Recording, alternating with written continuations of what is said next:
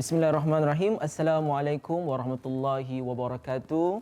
Salam hormat, salam keluarga Malaysia dan salam luar bandar sejahtera.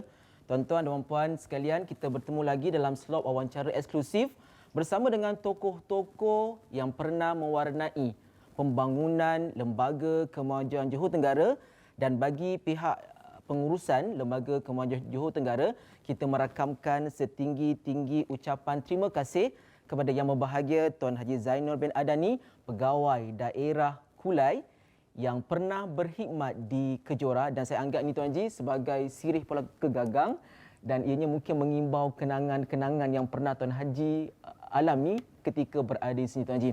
Dan Tuan Haji, untuk sesi kita kali ini ada beberapa soalan yang akan saya tanyakan kepada Tuan Haji, dan ada juga beberapa soalan open-ended yang kita harapkan pandangan ID Tuan Haji bagaimana harusnya Kejora ini bergerak untuk 50 tahun yang akan datang Tuan Haji.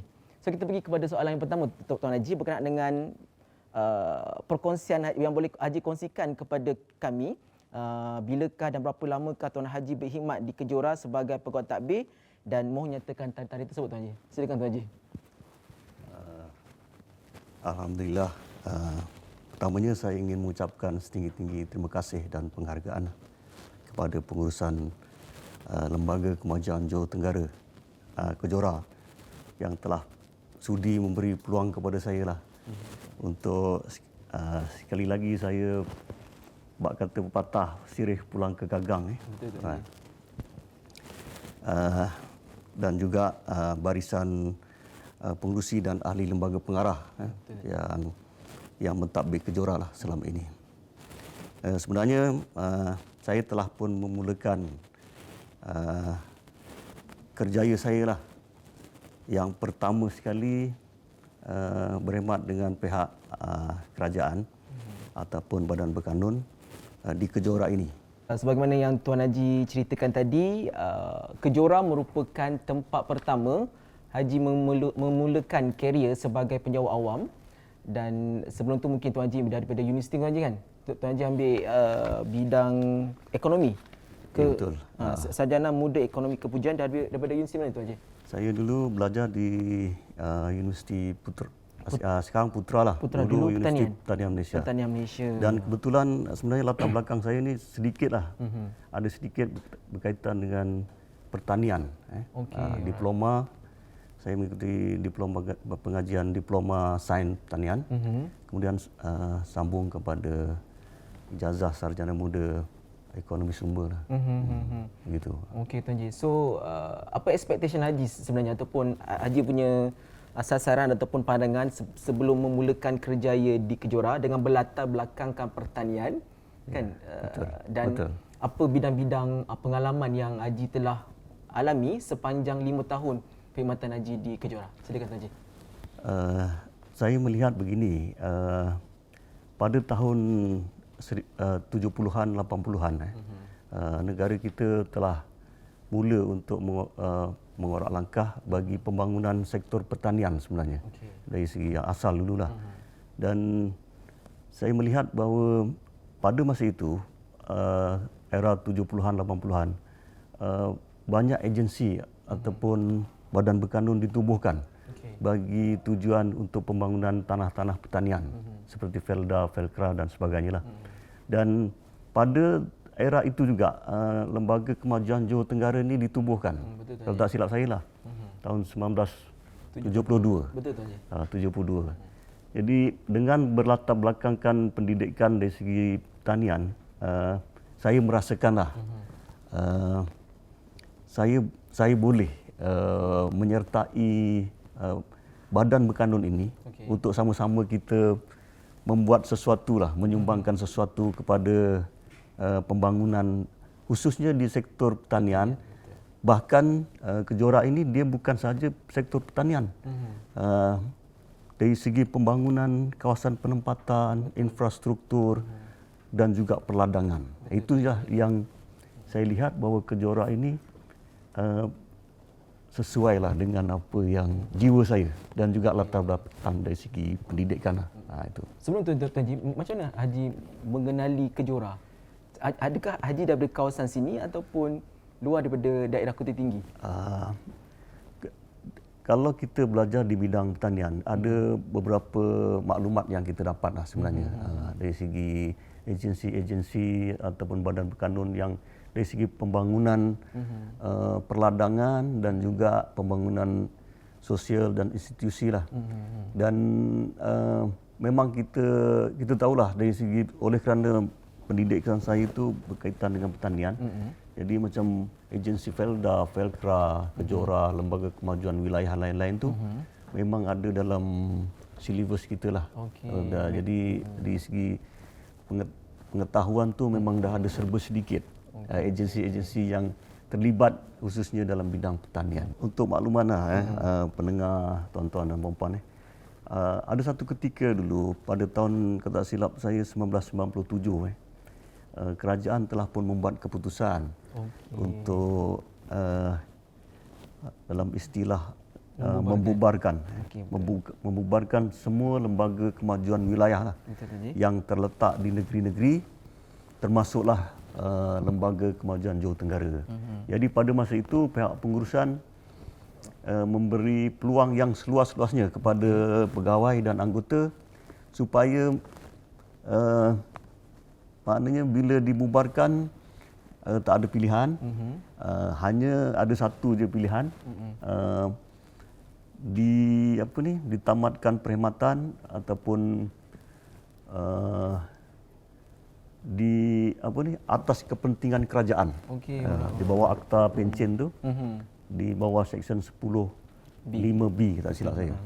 Okey, Tuan Haji, kalau Tuan Haji melihat ataupun memerhatikan dan menilai secara menyeluruh tentang perubahan budaya, cara kerja warga ataupun masyarakat yang berada dalam wilayah Kejora ni, Tuan Haji, jika dibandingkan dengan 20 tahun yang lepas ataupun 5 tahun yang lepas, adakah Kejora telah berjaya menukar mindset ataupun minda masyarakat luar bandar pada ketika ini? Perubahan institusi sosial ni bukan sesuatu yang mudah lah, saya melihat. Bukan sesuatu yang mudah. Saya ingat usaha pihak Kejora ni daripada penubuhan dulu sehinggalah sekarang, dari segi bantuan kepada masyarakat ni memang tidak putus-putus lah. Dan sebahagiannya berjaya dan sebahagian lagi masih belum boleh berdikari lah, saya sebutkan begitu. Sebab kita faham bahawa menukar satu sistem masyarakat sosial tu memerlukan masa yang panjang. Bahkan dikatakan kita sebenarnya macam gagal lah kalau kita mengubah generasi itu. Bahkan kita jangan putus asa. Kita mengubah generasi yang satu lagi. Kemudian daripada itu. Itu je yang kita boleh buat. Dan di Kejora saya ingat pun lebih kurang sama juga. Ada yang berjaya dan ada juga yang kurang berjaya. Dan usaha perlu diteruskan secara berterusan. Kami pun memang sedia maklum, Tuan Haji, antara pembangunan-pembangunan yang hebat yang berlaku dalam Kota Tinggi Keluang, yang mencetuskan idea memang agensi kita yang mencetuskan idea terlebih dahulu, yang bawa paper ke peringkat Kerajaan Persekutuan memang kita terlebih dahulu, Tuan Haji. Dan memang benda tu dah memang diceritakan, Tuan Haji, dan mewakili kami generasi muda, warga pengerang serta rakan-rakan yang bekerja di petroleum, mengucapkan terima kasihlah kepada pegawai terdahulu, terutamanya Tuan Haji yang telah mengembeling tenaga, memberikan idea untuk wujudnya jambatan tersebut bagi memudahkan kami sampai ke JB lebih kurang 1 jam je, Tuan Haji. Kalau tidak dulu dalam 2 jam lebih, 3 jam. Itulah yang salah satu yang saya dapat ibrah daripada situlah. Dan bekerja di bahagian keuangan, bahagian belanjawan ni sentiasa dipersoalkan.